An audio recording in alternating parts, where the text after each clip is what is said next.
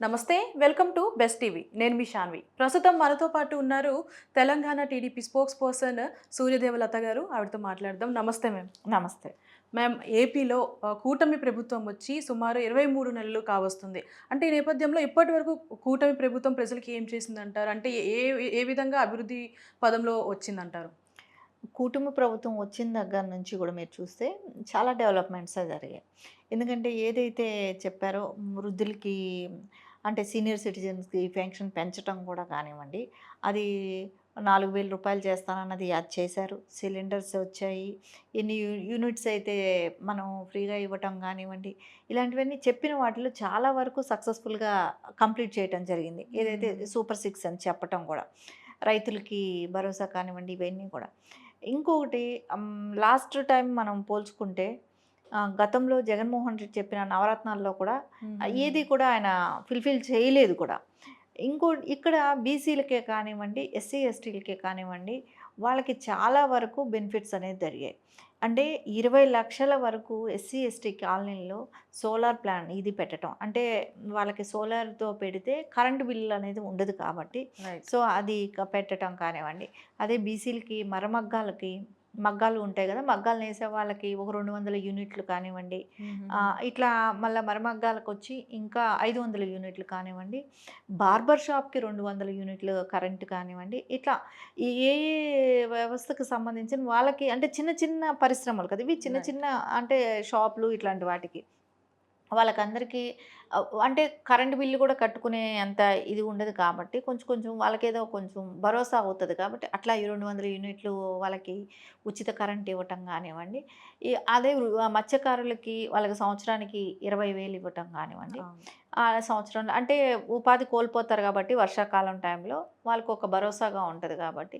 ఇంకా ఇలాంటివన్నీ కూడా కుటుంబ ప్రభుత్వం వచ్చిన తర్వాత ఏదైతే చెప్పినవి, చెప్పనివి కూడా ఎక్స్‌ట్రా చేశారు. ఓకే. అంటే మీరు స్టార్టింగ్‌లో సూపర్ సిక్స్ అంటూ చెప్పారు కదా! చాలామంది విమర్శకులు ఏం చెప్తున్నారంటే, ఈ సూపర్ సిక్స్ అనేది పూర్తిగా క్షేత్రస్థాయిలో జరగలేదు అంటున్నారు. మీరేం చెప్తారు దీనికి? క్షేత్రస్థాయిలో జరగలేదంటే ఎందుకు అన్ని చోట్లనే జరుగుతుంది. ఇప్పుడు అపోజిషన్‌లో జగన్మోహన్ రెడ్డి ఏదైనా చెప్తాడు. ఆయన చెయ్యలేడు కానీ చేసిన వాటిని చేయలేదని కూడా చెప్పగలుగుతారు. అంతటి సమర్థుడే. హ్మ్. ఇప్పుడు మనం తీసుకుంటే మహిళలకి ఉచిత బస్సు అని అన్నారు. ఎవరు అవును. చేయలేరు అని అన్నారు. చేయటానికి కుదరదు అన్నారు. అవును. చేశారా లేదా? యాక్చువల్లీ చెప్పింది ఏంటంటే చిన్న చిన్న అంటే నియో ని చిన్న జిల్లాల వరకే పరిమితమైంది. అవును. కానీ గెలిచిన తర్వాత ఏంటి ఉమ్మడి జిల్లాలకని చెప్పారు. అంటే ఉమ్మడి జిల్లాలన్నప్పుడు పెద్దదిగా ఉంటది. అవును. సో, అంత దూరం జర్నీ చేయగలుగుతున్నారు. అంటే రైట్. ఇవన్నీ గూడా చాలా మార్పులనేది చెప్పిన దానికన్నా ఎక్కువ చేస్తా వచ్చారు. హుహుహుహుహు.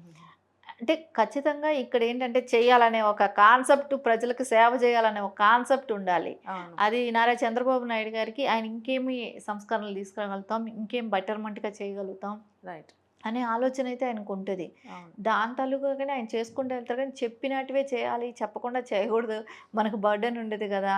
అవసరం లేదు గదా! అనేదైతే ఉండదు గానీండి. ఆయన అన్నీ చెప్పినవి, చెప్పనివి గూడా ఇంకా ఎక్కువ చేసుకునే వెళ్తుంటారు. రైట్. అంటే ఇప్పుడు గత ప్రభుత్వం ఏదైతే ఉందో వైసీపీ పార్టీ అంటే 5 సంవత్సరాల్లో చేయలేనిది 23 నెలల్లో టీడీపీ చేసిందేంటంటారు? మీరు చూస్తే ఇప్పటికే తెలుస్తుంటది. చాలా కంపెనీలొచ్చాయి.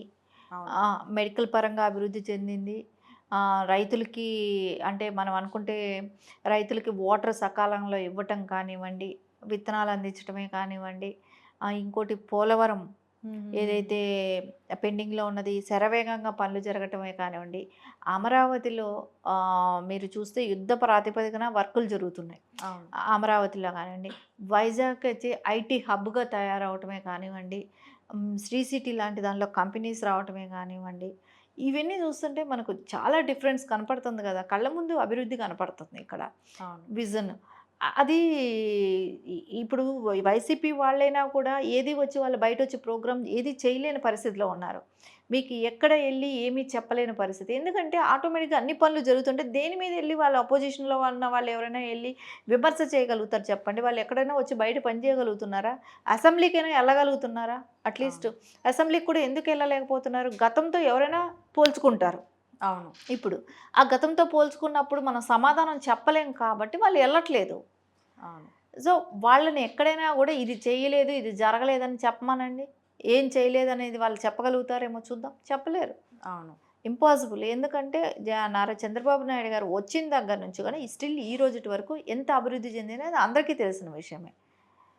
వాళ్ళేంటంటే యాక్చువల్లీ వదలంది గుళ్ళు దగ్గర నుంచి, పిల్లల దగ్గర నుంచి అందరిని దోచుకోవటమే కదా! ఓకే. మహిళలను గాని అంటే మహిళలనంటే ఏ రకంగా అంటే మహిళలని అన్నాను కాబట్టి వాళ్ళకేంటి చీప్ లిక్కర్ తాగించటం, ఆ మహిళలు ఇబ్బంది పడటం. వాళ్ళ భర్తలు తాగితేనో పిల్లల్ని ఈ చీప్ లిక్కర్ గంజాయి ఇష్యూ అనేది బాగా అప్పట్లో ఆ!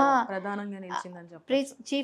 చీప్ లిక్కర్ మూలాన వాళ్ళ హస్బెండ్‌లు చనిపోతేనో, అవును. పిల్లలు గంజాయికి అలవాటైపోతేనో ఆ మహిళలు ఎంత ఇబ్బంది పడ్డారో. అవును. అమరావతి లాంటి వాటిల్లో కూడా మహిళల్ని ఇబ్బంది పెట్టారు. ఇంక ఇవన్నీ చూస్తుంటే ఇప్పుడు వచ్చిన తర్వాత కూటమి ప్రభుత్వం వచ్చిన తర్వాతే మహిళలు కూడా చాలా హ్యాపీగా ఉన్నారు. వడ్డీ లేని రుణాలు తీసుకుంటూ రైట్. హ్యాపీగా వాళ్ళ వాళ్ళ బిజినెస్‌లు చక్కగా నడుస్తున్నాయి. రైట్. అండ్ అలాగే 23 నెలల కూటమి ప్రభుత్వం పాలన ఏదైతే ఉందో, సో ఇప్పటివరకు జరిగిన డెవలప్‌మెంట్ రాబోయే 3 సంవత్సరాలు ఎలా ఉండబోతుందంటారు? మనకు 2 సంవత్సరాలే ఇంత అద్భుతంగా కనపడుతున్నప్పుడు రిజల్ట్స్ ఇంకో 3 ఇయర్స్‌లో ఇంకా చాలా శరవేగంగా అయితే పుంజుకుంటది. మనకంటే అమరావతి కంప్లీట్ అయిపోతది. అవును. ఇంకోటి అంటే ఏదేదైతే స్ట్రక్చర్ ఏసుకున్నారో ప్లాన్ అంటే గవర్నమెంట్ కన్‌స్ట్రక్షన్స్ అంటూ కంప్లీట్ అయిపోతే ఆటోమేటిక్‌గా ప్రైవేట్ ల్యాండ్స్ అంతా ఎవరికి వాళ్ళు కట్టేసుకుంటారు. అవును. ఆటోమేటిక్‌గా స్ట్రక్చర్స్ స్టార్ట్ అయిపోతాయి. ఆల్రెడీ ఇప్పుడు స్టార్ట్ అయిపోయినాయి కూడా. రోడ్లు విశాలంగా లైటింగు ఇవన్నీ గూడా బానే ఉంది. ఇంకోటేంటంటే ఈ ఫ్యూచరు కూడా చూసుకుంటేనండి మనకు పోలవరం కంప్లీట్ అయిపోతది. రైట్. సో, హ్మ్. హ్మ్. అది హ్మ్. ఇప్పటివరకు ఎప్పటినుంచో మనం గత 30 ఏళ్లుగా ఇంటూనే ఉన్నాం. పోలవరం, పోలవరం, పోలవరం, పోలవరం అని. పోలవరం అని చెప్పి. అది జాతీయ హోదా కలిగించడం ఒక పెద్ద ఒక ఎత్తయింది. తర్వాత గవర్నమెంట్స్ మారటం ఒక ఎత్తు. తర్వాత బాబు గారు అప్పటికే 70% పైనే కంప్లీట్ చేసి పెడితే మళ్ళీ జగన్మోహన్ రెడ్డి లాంటి వాళ్ళు వచ్చి ఒక 2% కూడా కంప్లీట్ చేయలేకపోయారు. ఓకే. ఇప్పుడు మళ్ళా 20% వరకు కంప్లీట్ అయిపోయింది. ఇంకా ఏదో కాస్త ఉంది. అది కూడా కంప్లీట్ అయిపోతది. కంప్లీట్‌గా మనకు నెక్స్ట్ ఇయర్‌కి మొత్తం అది క్లియర్ అయిపోతది. రైట్. అంటే ఇక్కడ మనం చూస్తుంటే ఏదైతే బాబు గారు చెప్పారో అన్నీ కూడా యుద్ధ ప్రాతిపదికన పనులు పూర్తవుతున్నాయి. సో, కావాల్సిందేంటి మనకు పోలవరం కంప్లీట్ అయితే వాటర్ సోర్సెస్‌కి ప్రాబ్లమ్ ఉండదు. సో, రాష్ట్రం అంతా ఉన్న ల్యాండ్స్ ఏదైతే ఉన్నాయో సస్యశ్యామలంగా ఉంటాయి కదా! అవును. రైతులకు ఇబ్బంది ఉండదు. సో, బాబు గారు కూడా చెప్పారు వైజాగ్ వరకు కూడా గోదావరి నీళ్ళు తీసుకెళ్తామని అన్నారు. రైట్. అండ్ ఇవన్నీ కూడా ఎందుకంటే అక్కడ సిటీ పెరుగుతుంది. వైజాగ్ ఇంకా ఎక్కువ పెరుగుతుంది. అవును. ఎందుకంటే డేటా సెంటర్స్ ఎక్కువొచ్చాయి. సో, అందుకని అక్కడికి వాటర్ సోర్సెసే కానివ్వండి, మొత్తం చిత్తూరు జిల్లా కానివ్వండి, మొత్తానికి వాటర్ అంతా కూడా సప్లై చేయాలనేది ఒక మహాయజ్ఞంలాగా భావిస్తున్నారు. రైట్.